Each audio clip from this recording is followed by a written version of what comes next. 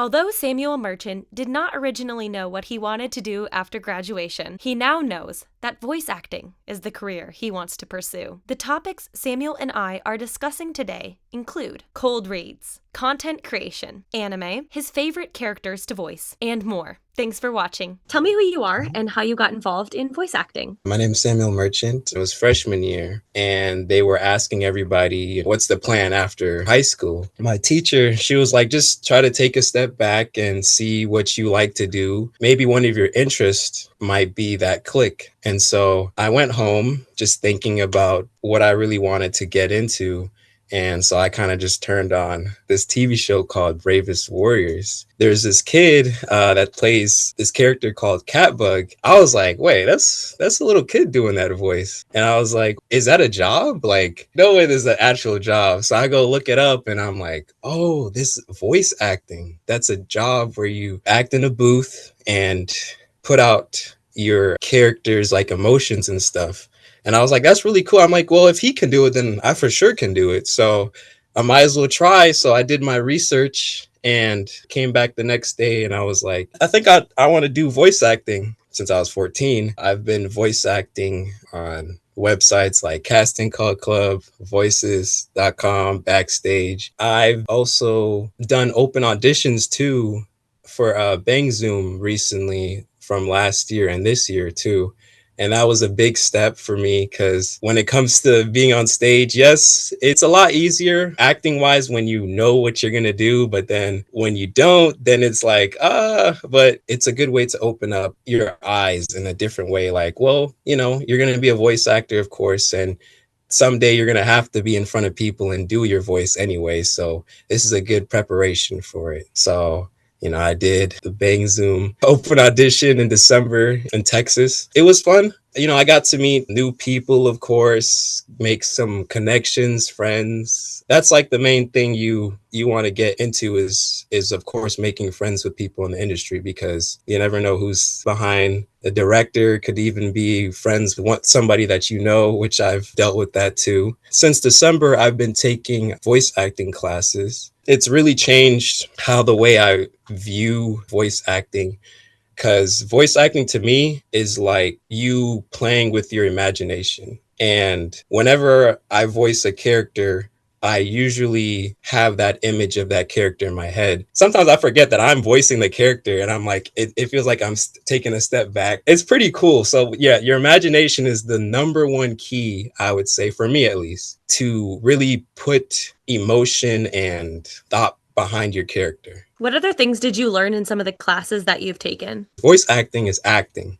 So if you're in the booth, you for sure want to be moving any part of your body, not to, make noise in the booth, but I've learned ways, to move part of your body and stuff so you can do some acting, of course, because voice acting is acting. You need to move your body in a way where when you're hitting a sword, you kind of want to do that action where you're like, like moving your body in some sort of way. Standing still, of course, yeah, you can try to act, but it's completely different when you're doing the motion. So that's one of the things I've learned. My teacher, Matthew Rudd, he's a voice actor for JJK. He's Panda. He's told me that you're going to be doing a lot of cold reads, so you got to learn how to just do it on the fly, which is another example. It's good to do like open auditions, like how Bang Zoom does it, so you can get that preparation and stuff, because that's going to be the job. That's how it's going to go. So for cold reads, one thing he's taught me is like it's a good thing to like, one, go 100%, because you never know. And two, it's a good thing to like skim it. It doesn't matter like how long it takes you. Just try to like read it through, of course, and imagine it and then do it. What kind of characters do you like to play the most? The type of characters I love to play the most are the main characters, honestly, or like the brats and stuff, because I enjoy it and my voice usually matches those tones. So I usually end up doing those type of voices. What types of projects do you like doing the most? I like doing animation projects. and I'm trying to get into video games. When it comes to video games and animation, they're the same, of course, but they're like two different types of voice acting. Because video games, if we were to put it like 1 out of 10, you're going at 10 because they need to hear your emotions and stuff. You brought up anime a couple times. Is that something that you'd like to do in the future, the dubbing animation style? Yeah, that's one of my goals that I want to be able to get into to anime. Do you have any plans to like do any training specifically on dubbing? I do have plans on doing some training for anime, of course. There are ADR trainings that I'd like to join. Texas is the hub for Yeah. mainly all the, dubbing and stuff, and also California too. Since I don't live there, I have to kind of make that trip to there so I can pursue that. And I think maybe in the future, moving to Texas to pursue that. They do have classes, which I'm planning on flying out there to do so I can do like ADR and yeah. What are some of your favorite shows, games, comics, things like that growing up? Ben 10, regular show, Adventure Time for sure is one of my tops, and Steven Universe. Video game wise too as well. I loved Mario and the Sonic games as well. And Zelda is one of my favorites too as well. I used to play that a lot. Those are the ones that I've grew up with and for sure shaped how I viewed voice acting, which I really loved about it was I was like, well, this is all the stuff, I was watching. That's pretty cool that I can do the things that they're doing too. Describe your voice when you're doing voice acting. I naturally go pretty high, but my voice usually when I'm recording, it's pretty high already.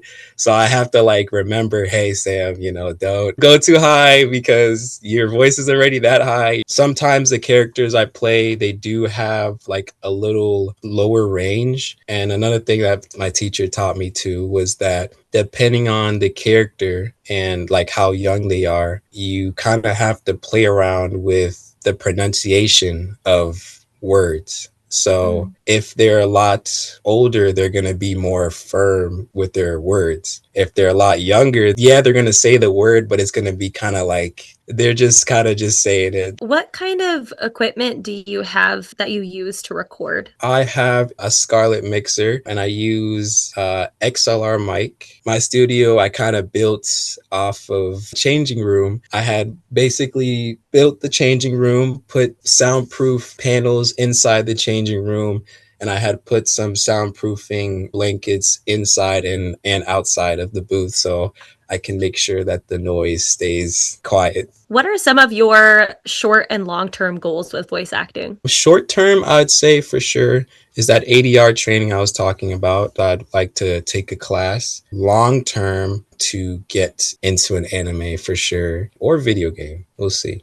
But that's something that for sure I would like to do. Do you also have a job or work to earn money to help buy equipment and things like that? Yes, I do. So I do work at a hotel. I usually do overnights.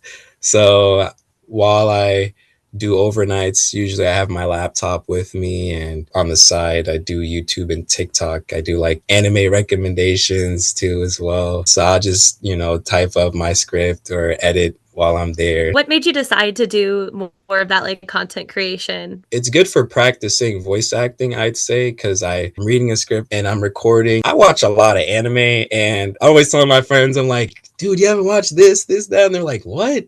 No. And then when I try to explain it to them, they're like, I don't know. And I'm like, well, maybe I might want to create something where it's like a lot more appealing to people to actually want to watch the animes that I recommend. So I thought, I was like, well, maybe I'll just start a YouTube channel and TikTok and start doing anime recommendations. What would be your advice for beginning voice actors? If you're getting to voice acting and you want to do video games, play those video games. If you want to get into anime, watch those animes and apply it to your voice acting. And another thing I would say too is to have fun. Your imagination is the best thing that you have as a voice actor and as a person. So always have that in the back of your mind. And then another thing too is don't rush it. Like, You got so much time. I've been doing voice acting for like 6 or 7 years now, and I've had so much fun, learning. And don't be discouraged about getting rejected, because you never know. You might not be right for this project, but you might be right for the other one. So you never know. So don't be discouraged if you ever get rejected, of course. Thank you so much for your time. It's been a great conversation. It's great being here.